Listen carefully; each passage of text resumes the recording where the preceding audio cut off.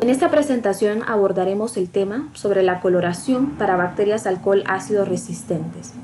Para estudiar la propiedad ácido resistencia se determina a través de una coloración denominada Ziehl-Neelsen. Los objetivos de aprendizaje. Número 1. Preparar un extendido de esputo para una baciloscopía. Número 2. Conocer el procedimiento para realizar una coloración de Ziehl-Neelsen. Y número 3. Distinguir la morfología celular de las bacterias alcohol ácido resistentes. Propiedad de ácido resistencia. La ácido resistencia es una propiedad de algunas bacterias que se caracterizan por la dificultad para colorearse por los métodos convencionales de coloración. Una vez que las bacterias se tiñen, son difíciles de decolorar con alcoholes y ácidos diluidos. A las bacterias que tienen esta propiedad se les conoce como bacterias alcohol ácido resistentes o por sus siglas simplemente BAR.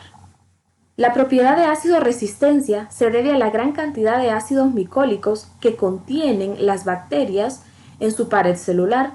Este tipo de bacterias son principalmente algunos actinomicetos, entre ellos el género de Mycobacterium, que impide que penetre fácilmente el colorante, es decir, que le confiere un ambiente hidrófobo. Por esta razón, durante la coloración se realiza un procedimiento especial que permite la penetración del colorante principal y al mismo tiempo se impide que el colorante sea arrastrado por el alcohol ácido. La ácido resistencia es una propiedad de las bacterias del género Mycobacterium y de algunas bacterias del género Nocardia. Algunos ejemplos de especies patógenas de importancia en los seres humanos son principalmente la especie Mycobacterium tuberculosis, responsable de la tuberculosis pulmonar y otras formas atípicas, y también Mycobacterium lepra, agente causal de la lepra. Coloración de Ziehl-Neelsen. La coloración de Ziehl-Neelsen fue inicialmente ideada por Robert Koch, quien la denominó alcohol ácido resistente. En la actualidad, la técnica más utilizada es una modificación de la original y esta recibió el nombre de sus dos autores, Ziehl y Neelsen. Debido a ello, la coloración se denomina coloración de Ziehl-Neelsen. Esta coloración utiliza tres sustancias. La principal es la fucsina fenicada. La fucsina fenicada es el colorante principal y este es una mezcla de entre fucsina más fenol. El reactivo número 2 es el alcohol ácido y este es el agente decolorante. Y el reactivo número 3 es el azul de metileno, siendo este el colorante de contraste o colorante secundario. ¿Cuál es el fundamento de la coloración de Ziehl-Neelsen? Bien, inicialmente, al aplicar nuestro colorante principal, la fucsina fenicada, este debe aplicarse bajo condiciones de calentamiento. Vamos a ver a continuación que es necesario aplicar 3 emisiones de vapor. ¿En qué ayuda el calentamiento? Pues el propósito es, número 1, permitir que el colorante primario penetre en la envoltura celular, es decir, que el calor más el fenol de la mezcla entre la fucsina fenicada actúa como un mordente. Y número 2, impide que el colorante sea arrastrado con el siguiente paso, con la decoloración alcohol ácido. Al aplicar el alcohol ácido, algunas bacterias se decoloran y van a ser posteriormente coloreadas con el azul de metileno. Otras, en cambio, no se decolorarán y quedarán coloreadas de rojo. Estas son llamadas BAR, bacterias alcohol ácido resistentes. Las que se colorean de azul con el colorante de contraste se llaman bacterias no alcohol ácido resistentes o simplemente no BAR. ¿Cómo vamos a interpretar la visualización de bacterias una vez hayamos finalizado con nuestro proceso de coloración? Bien, así como se observa en esta imagen, todas estas bacterias que permanecieron de color rosa a rojo son denominadas bacterias alcohol ácido resistentes, es decir, que conservaron desde el inicio el colorante principal, la fucsina. Sin embargo, las bacterias que se decoloraron y posteriormente adoptaron el colorante de contraste azul de metileno van a ser denominadas bacterias no alcohol ácido resistentes o simplemente no BAR. Podemos observar en esta siguiente imagen también la presencia de bacterias alcohol ácido resistentes. Este es conocido como el bacilo tuberculoso, ¿verdad? Haciendo referencia al microorganismo Mycobacterium tuberculosis. Este se presenta en forma de un bastón delgado y fragmentado.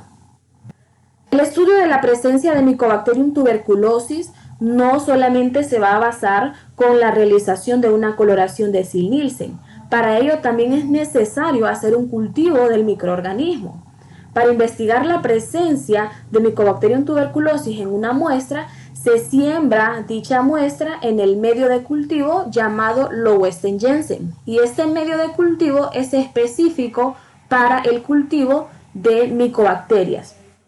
Las colonias de Mycobacterium en el medio de Löwenstein-Jensen van a crecer de formas rugosas y compactas, dando la apariencia de migas de pan o de coliflor. Entonces las podemos ver que son colonias bastante rugosas, a diferencia de otro tipo de colonias bacterianas que en su mayoría vienen a ser lisas, brillantes. Este no es el caso de Mycobacterium tuberculosis, ya que son bastante rugosas y dan la apariencia de migas de pan. Así es como las vamos a observar. ¿Cómo se debe tomar una muestra correcta de esputo? Inicialmente, la toma de muestra para investigar la presencia de Mycobacterium tuberculosis es muy importante. De ello depende un diagnóstico adecuado. El esputo es una mezcla de secreciones pulmonares y bronquiales.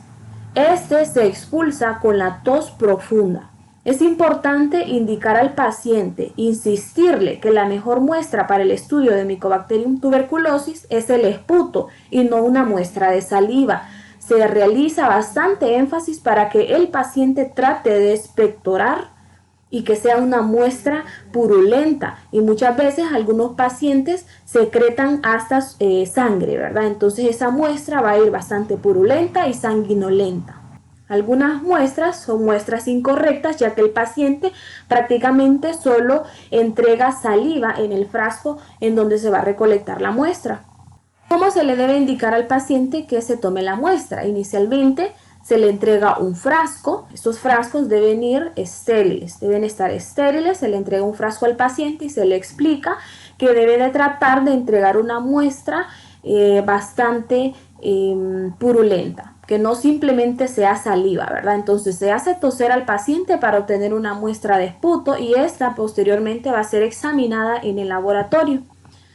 De esta muestra se va a preparar un frotis y se examina bajo el microscopio, ¿verdad? Una vez que hayamos realizado la coloración de Ziehl-Neelsen. ¿Cómo vamos a realizar nuestro frotis o extendido en la lámina portaobjetos? En primer lugar, tomaremos una lámina portaobjetos y con la ayuda de un lápiz graso vamos a trazar una línea que va a dividir la superficie en una tercera o cuarta parte de la lámina. En esa cuarta parte de la lámina vamos a colocar un código. El código de la lámina portaobjetos debe ser el mismo código que también se colocará en el frasco en donde se colectó la muestra de ese paciente. Y ese código se le va a colocar en el frasco, no en la tapadera, porque si colocamos el código en la tapadera, fácilmente se pueden confundir la tapadera de un frasco con el otro, ¿verdad? Y viceversa. Y esto posteriormente va a traer confusiones a la hora de reportar un resultado. Utilizando un aplicador de madera, vamos a preparar un frotis del esputo extendiéndolo como se muestra en la figura. Y en esta parte vamos a hacer énfasis recordando de que el frotis no debe quedar muy grueso ni tampoco debe quedar muy fino. Y pues actualmente se cuenta con medidas estándares para realizar este frotis. Entre lo largo del extendido debe haber una longitud de 2 centímetros y de ancho una longitud de 1 centímetro, es decir, 2 centímetros de largo por 1 centímetro de ancho. Una vez que tengamos nuestro extendido, lo vamos a dejar secar al aire libre, a temperatura ambiente, y una vez que esté seco, lo vamos a fijar al calor. Indicaciones: no fijar los frotis estando húmedos y tampoco se deben calentar excesivamente.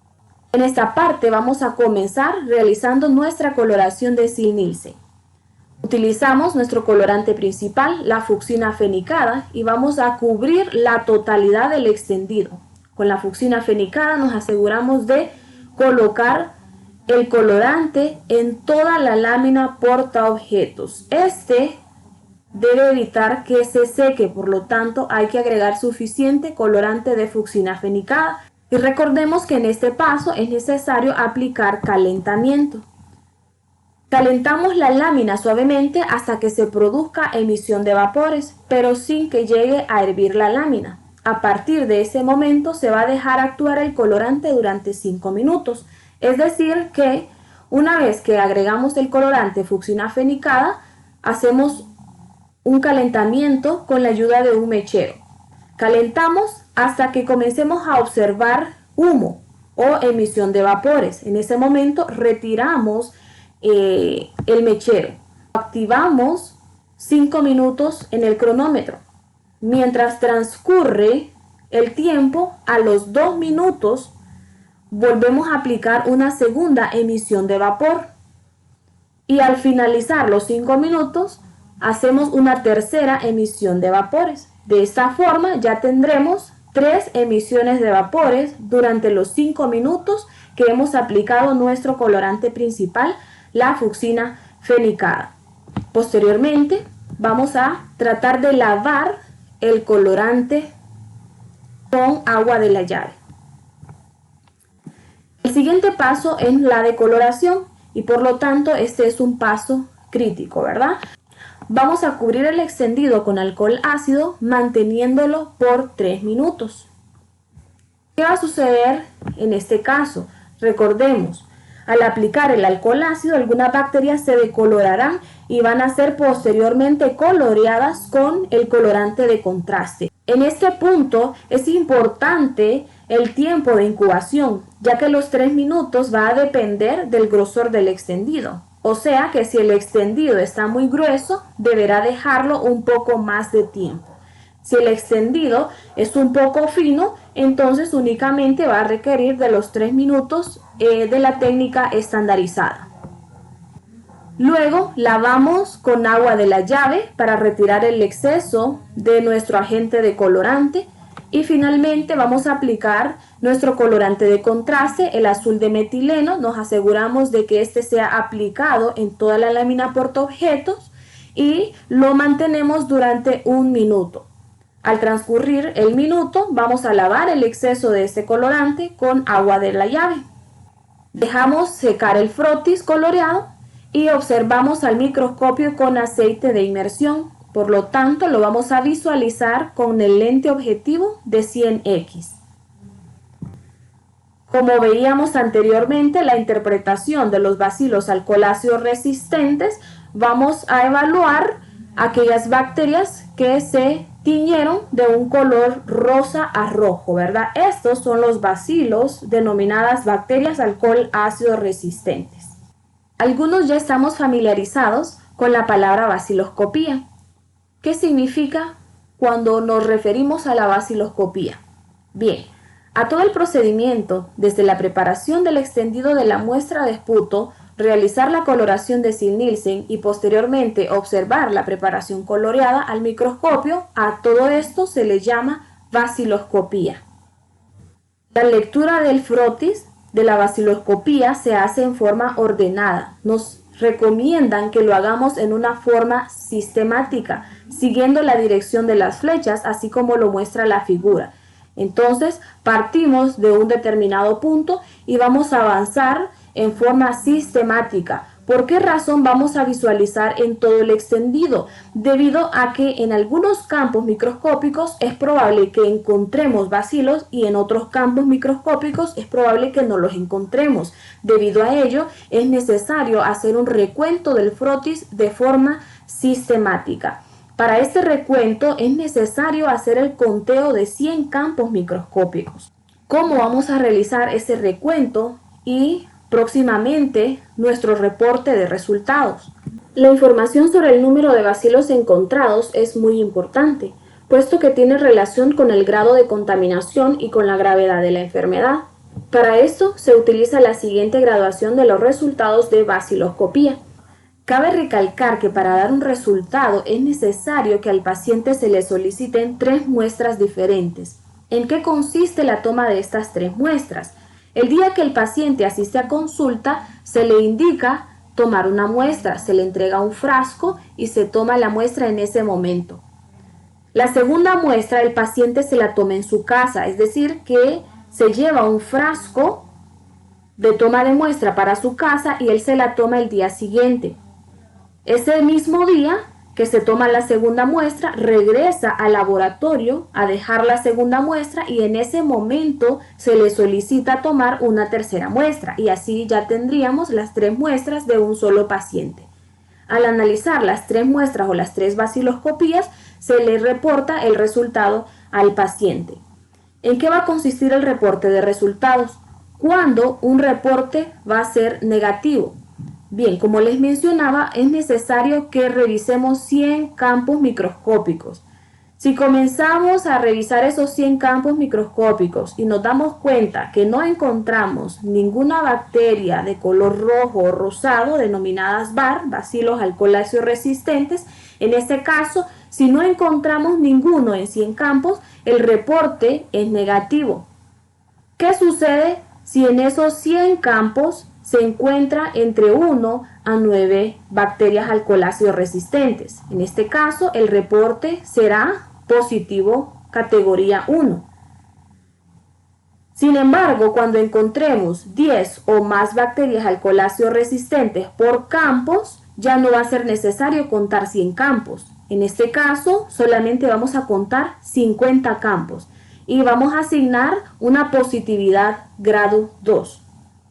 ¿Qué sucede si ya comenzamos a ver más de 10 bacterias alcoholáceos resistentes por campo? Si observamos más de 50, en algunos casos, dependiendo de la gravedad de la enfermedad, por campo vamos a observar hasta 100 bacilos. Entonces, ya no vamos a contar 100 campos, sino solamente 20 campos y vamos a reportarlo como positivo grado 3. ¿Qué sucede si el paciente presenta un resultado positivo? En ese caso, el médico le indica el tratamiento. El tratamiento se lo debe tomar durante un periodo de 6 meses. Durante esos 6 meses es necesario realizar una baciloscopía control.